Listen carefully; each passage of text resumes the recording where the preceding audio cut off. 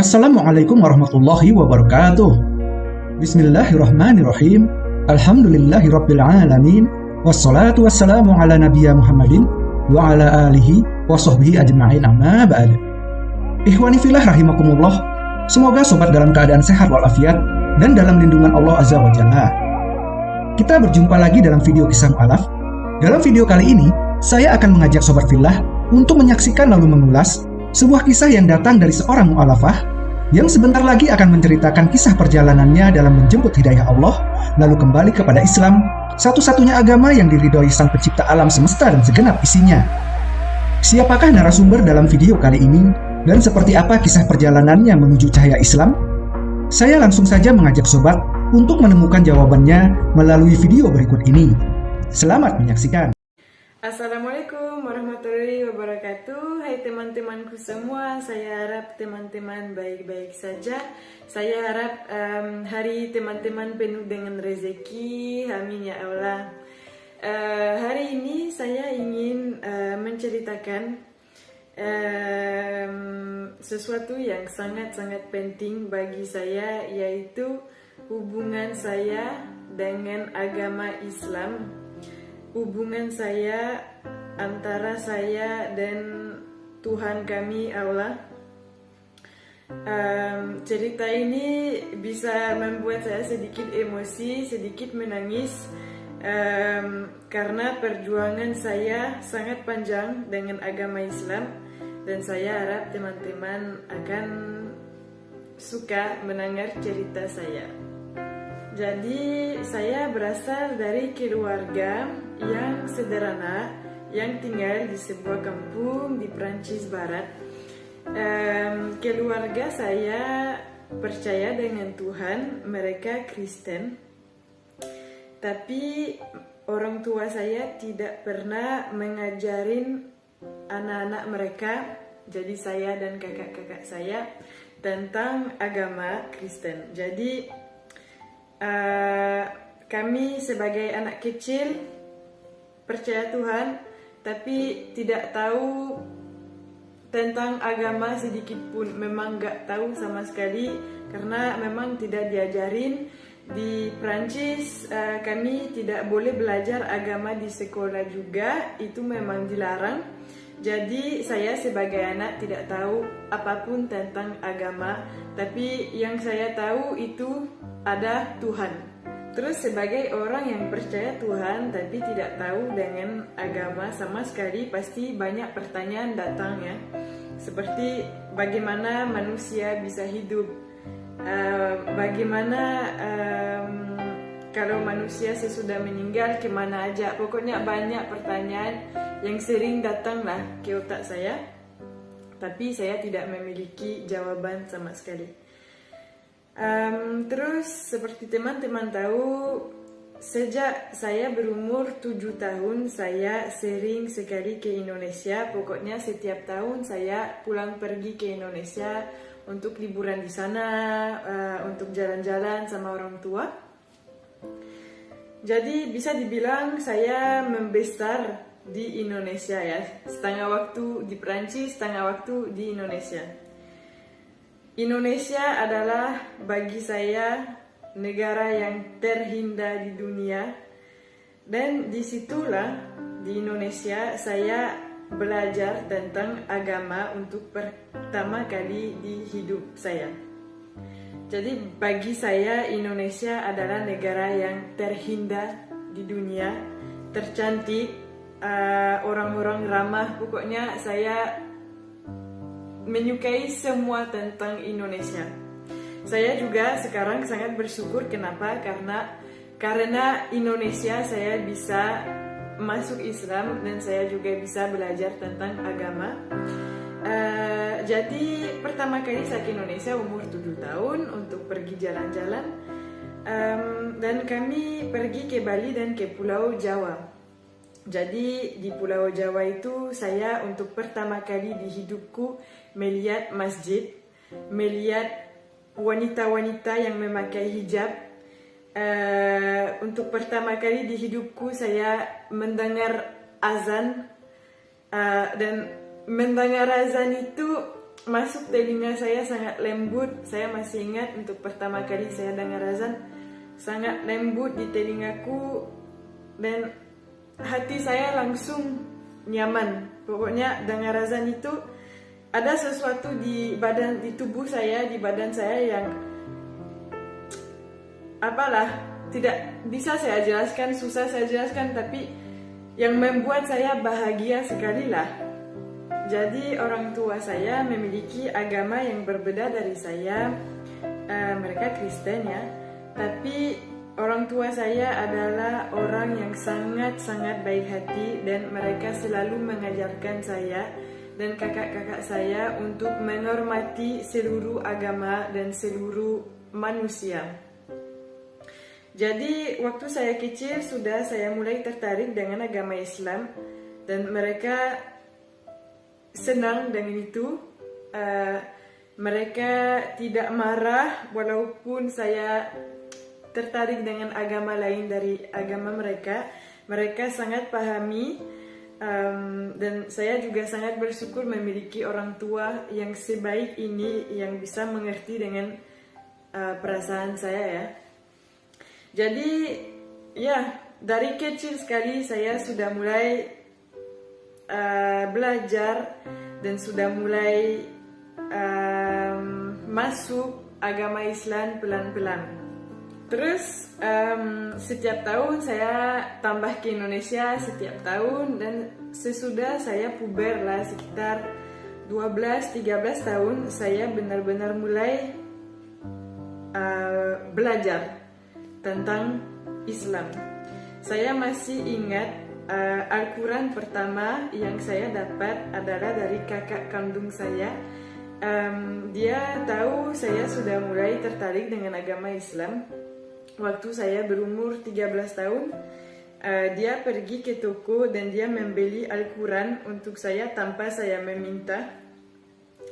Itu kejutan yang saya sangat ingat sampai sekarang. Saya masih memiliki Al-Quran itu, dan setiap malam saya membaca Al-Quran untuk tenangkan otak saya lah. Jadi waktu saya masih puber, saya rasa ada yang kurang di hidup saya. Ya pokoknya ada yang kurang, saya kurang bersyukur juga. Dan disitulah saya mengerti saya harus benar-benar memiliki agama, karena yang saya tahu itu kalau kita sudah memiliki agama, kita akan sangat lebih bersyukur, lebih bahagia. Dalam waktu sholat itu bisa juga sama dengan curhat ya, bisa memberi hati kami kepada Tuhan. Saya belajar dari agama ini adalah prinsip-prinsip yang sangat penting bagi seluruh manusia, seperti kebaikan, harus baik selalu dengan siapapun, harus menghormati orang, harus berbagi dengan semuanya yang butuh dikelilingi kita.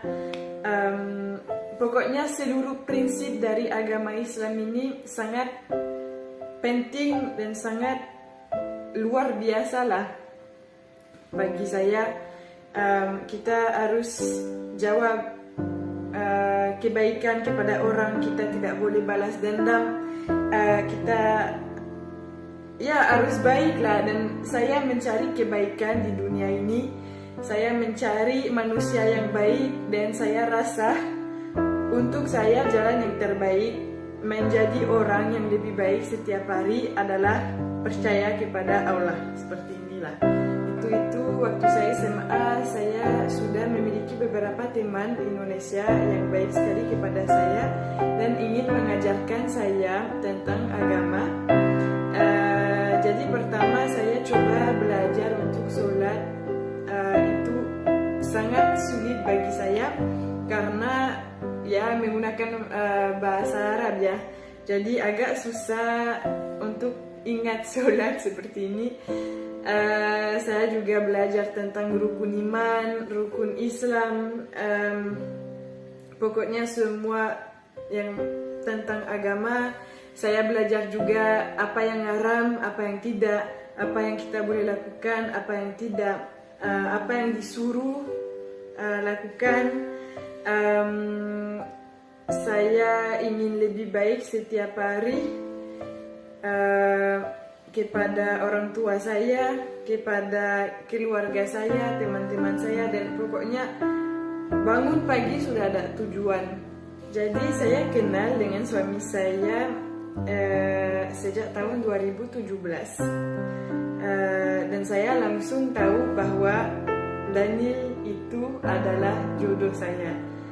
Saya tidak tahu bagaimana bisa menjelaskannya lebih baik, tapi hati saya sudah merasakan Daniel itu adalah jodoh saya.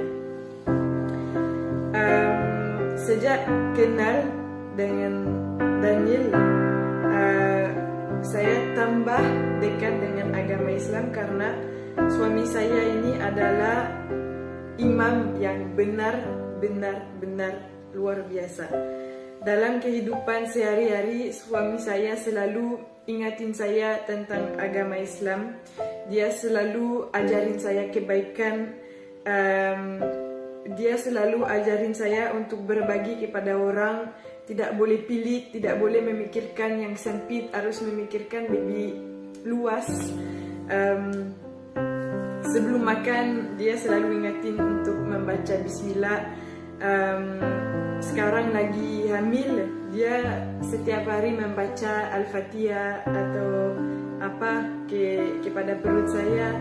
Dia memang adalah orang yang baik sekali dan saya tidak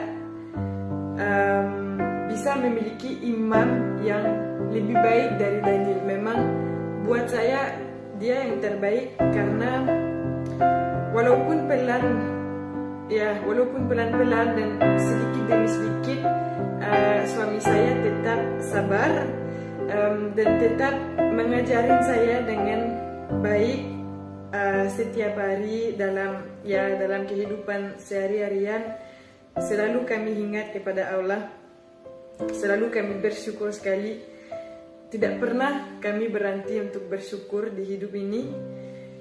Dan ketika kita lagi susah atau lagi ada masalah, kita selalu ingat kepada Allah dan pasti ada solusinya. Pasti hati kita akan tenang kalau sholat seperti inilah.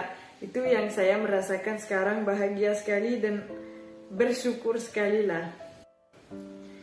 Jadi kalau saya jujur sekali, setiap malam sebelum tidur saya membaca Al-Fatihah. Ketika saya tidak merasakan anak saya goyang dalam 1 jam, saya baca Al-Fatihah. Ketika saya bersihkan rumah, saya dengar azan atau orang mengaji. Kalau ada masalah, saya juga berdoa dan itu membuat hati saya sangat tenang. Dalam kehidupan di Perancis, kami juga rindu karena di sini tidak ada masjid, ada tapi jauh, tidak ada dengar azan setiap hari. Jadi ya kami juga rindu Indonesia karena suasananya lebih gampang juga untuk belajar. Tapi kami sangat bersyukur dan saya sangat berterima kasih kepada Tuhan sudah membawa Daniel di hidup saya sebagai imam yang sangat baik. Saya juga berterima kasih Allah untuk memberikan saya momongan.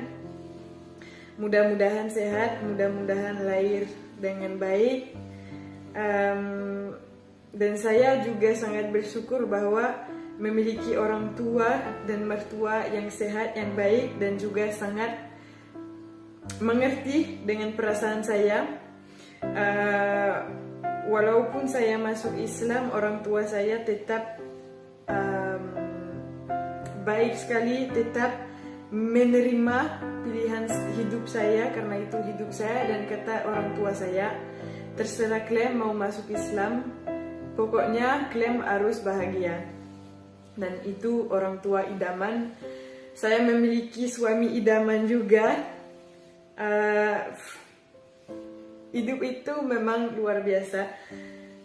Jadi saya sangat bersyukur juga bisa sering ke Indonesia dari kecil, menemukan agama di negara yang sangat luar biasa, dan bisa menjadi seorang yang lebih baik setiap hari. Waktu suami saya membawa saya ke masjid untuk masuk Islam, saya bahagia sekali tapi juga ada stres sedikit. Terus imam menyuruh saya untuk sebutkan 2 kalimat syahadat, dan langsung hati saya lebih tenang, tapi langsung air mata saya keluar karena membaca 2 kalimat syahadat. Jadi sedangkan masuk Islam saya menangis bahagia. Itu sebuah feeling, sebuah perasaan ya yang luar biasa ketika menangis kebahagiaan, dan saya akan selalu ingat waktu saya mualaf ya, apalagi itu di kampung halaman suami saya. Suami saya hadir dengan imam yang nikahi kami juga, jadi pokoknya lah momen mualaf ini sangat luar biasa bagi saya, pengalaman yang akan diingat seumur hidup. Jadi ini pengalaman saya dan cerita saya tentang agama Islam.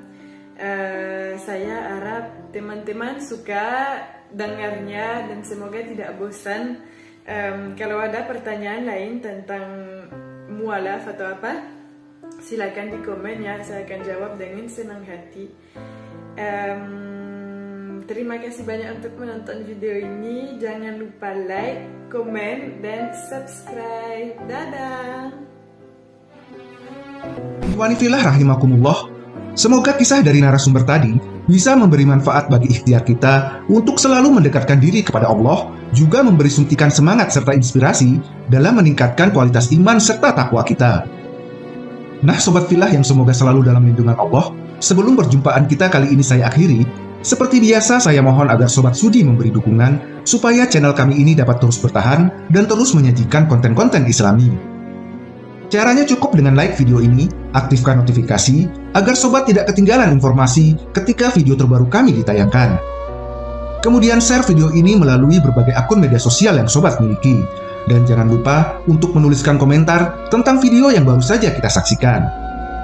Atas keikhlasan Sobat dalam mendukung kami, saya mengucapkan jazakumullah khairan katsiran. Mohon maaf atas segala kekurangan. Sampai bertemu kembali pada video berikutnya. Wabillahi taufiq wal hidayah. Wassalamualaikum warahmatullahi wabarakatuh.